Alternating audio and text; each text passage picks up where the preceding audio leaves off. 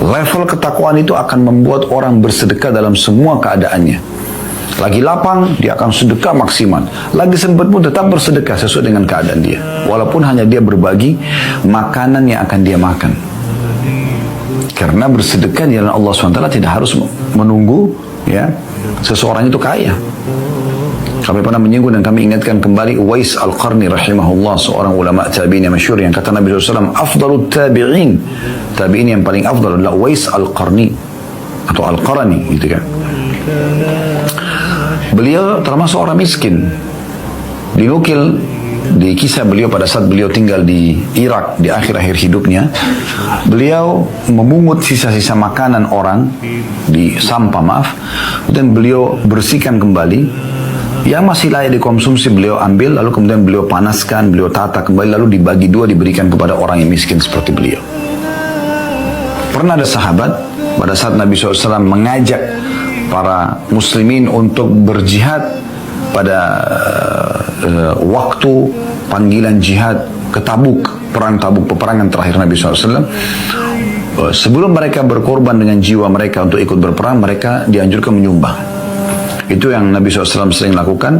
Beliau kumpulin dulu yang mau bersedekah. Setelah itu nanti uang harta yang dikumpulkan itu untuk dipakai membiayai peperangan, dan akhirnya pasukan berperang dengan jiwanya setelah itu. Ada antara sahabat yang datang, Masya Allah, membawa banyak sekali harta, sampai ada yang membawa emas dan perak, ditaruh di sebuah wadah kain, kemudian mereka angkat, lalu jatuh, angkat, sampai beratnya dia bawa ke hadapan Nabi SAW, disumbangkan.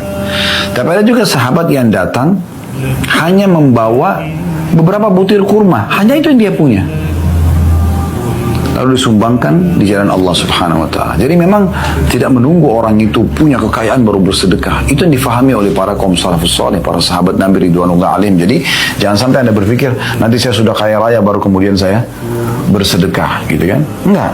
Anda bersedekah sesuai dengan kondisi Anda. Pernah ada sahabat juga dalam hadis yang sahih disebutkan bersedekah dengan 1 dirham, yang satunya 100 dirham. Lalu kata Nabi SAW, 1 dirham mengalahkan 100 dirham. Kata para sahabat, ya Rasulullah, bagaimana kami memahami ini? Bagaimana kami memahami ternyata 1 dirham mengalahkan 100 dirham? Kata Nabi SAW, karena orang yang menyumbang 1 dirham ini tidak punya kecuali itu, sehingga Allah catat dia bersedekah dengan seluruh hartanya.